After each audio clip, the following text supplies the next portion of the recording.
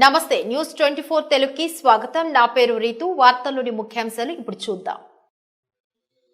YSR Congress party రాష్ట్ర minority ప్రధాన కార్యదర్శిగా నియమితులైన సందర్భంగా చిలుకలూరుపేట అడ్డరోడ్ సెంటర్లో గల దర్గా దగ్గర విలేకరుల సమావేశం నిర్వహించారు. దీనికి ఆ పార్టీ అధికారులు పాల్గొన్నారు. ముఖ్య అతిథులుగా ప్రధాన కార్యదర్శి గడ్డం మస్తాన్, బాపట్ల పార్లమెంట్ సభ్యులు షేక్ మౌలాలి, 10వ వార్డు కౌన్సిలర్ షేక్ కరీముల్లా, 24వ వార్డు కౌన్సిలర్ షేక్ మీరాబీన్, 15వ ward councillor Sheikh Jangal, minority కార్యకర్తలు పాల్గొన్నారు.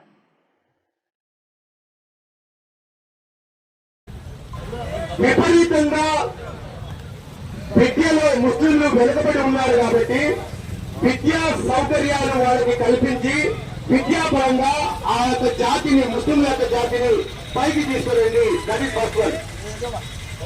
రెండు, ఆర్థికంగా అసంఘటిత కార్మికులుగా, అంటే కష్టపడి మెకానిక్ పనులు, మనం చూడండి చిలుకూరుపేట పరిసర ప్రాంతాలు మీరు అబ్జర్వ్ చేస్తే అడ్డరోడ్ కాడి నుంచి మనం కళావంద సెంటర్ దాకా ఇక్కడ చూసుకున్నట్లయితే ఎవరండి ఇక్కడ పెద్ద బిజినెస్ మ్యాన్లు మేము చేసే బిజినెస్ ఏంటి? కళావంద సెంటర్ లో బట్టలు కుట్టుకోవడం, ఇస్రో సెంటర్ రామకృష్ణ సెంటర్ లో సుత్తులు కొట్టుకోవడం, కృష్ణ సెంటర్ దగ్గర పైకి వెళ్తే అక్కడ రేకులు కొట్టుకోవడం, ఇవి మనం చేసేటువంటి గొప్ప గొప్ప కార్యాలు, పెద్ద పెద్ద బిజినెస్ మన ఆర్థిక పరిస్థితులు. అందుకనే వాళ్ళు ఏం చేస్తారంటే బ్యాంకులు కానీ ప్రభుత్వాలు కానీ వాళ్ళ యొక్క సామాజిక సంక్షేమం కోసం నిధులు కేటాయించండి. అసంఘటిత కార్మికులు ఎక్కువగా ఉన్నారు, వాళ్ళకి బ్యాంకు లోన్స్ ఇవ్వండి, వాళ్ళ సంక్షేమానికి నిధులు పెట్టండి, ఒక మంత్రిత్వ శాఖను పెట్టండి, ఒక బోర్డును పెట్టండి. తద్వారా ఆ నిధులు పెట్టి పాపం వాళ్ళని సామాజికంగా కొంచెం ఆర్థికంగా పైకి తీసుకురావడానికి ప్రయత్నించండి అని సిఫార్సు చేశారు. 3, రాజకీయ పదవులు ఇవ్వండి.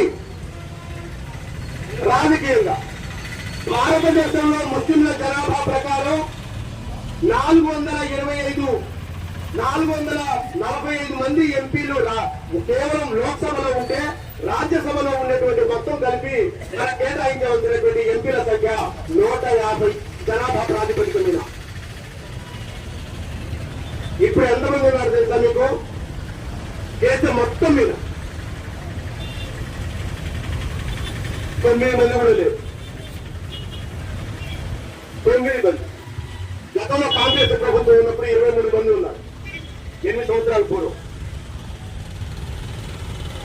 అంటే ఈ దేశంలో ఉన్నటువంటి ఈ 20% మందికి ప్రాతినిధ్యం వహించేటువంటి వాళ్ళు ఈ 9 మంది ఎంపీలు మాత్రమే.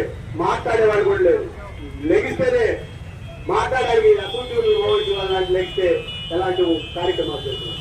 కాబట్టి ఏ నాయకుడైతే, ఏ పార్టీ అయితే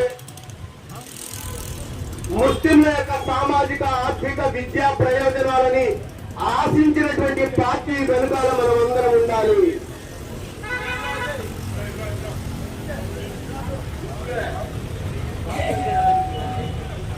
ఈ సత్యాన్ని మనం అందరం గ్రహించాలి. మైనారిటీ సంక్షేమం కోసం ముసలు కన్నీళ్లు కార్చడం అనేటువంటిది మన లక్ష్యం కాదు, మనకు అవసరం లేదు. ఎవరైతే రాజకీయంగా, ఎవరైతే విద్యాపరంగా, ఎవరైతే ఆర్థిక పరంగా, సామాజిక పరంగా మనకు హోదా కల్పించినటువంటి పార్టీలు ఈ దేశంలో ఏమన్నా ఉన్నాయి అంటే వాళ్ళ వెనకాలగిన మనం నుంచోవాలి. ఎందుకంటే దారుణమైనటువంటి పరిస్థితులు, చట్టాలు చూస్తున్నాం.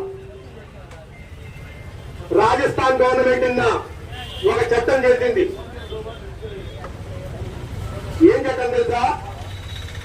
ముస్లింలకి ఏమన్నా ఆస్తులు ఉన్నాయి అంటే భారతదేశంలో వక్ఫ్ బోర్డు ఆస్తులే మన ఆస్తులు. ఈ వక్ఫ్ బోర్డు ఆస్తులు కొంతమంది రౌడీల, గూండాల చేతుల్లో ఉన్నాయనేటువంటి నెపంతో ఒక చట్టం చేసి ఆ వక్ఫ్ బోర్డు ఆస్తులు మొత్తాన్ని కూడా లాక్కునేటువంటి ఏర్పాటు చేస్తున్నారు. ఇటువంటి గవర్నమెంట్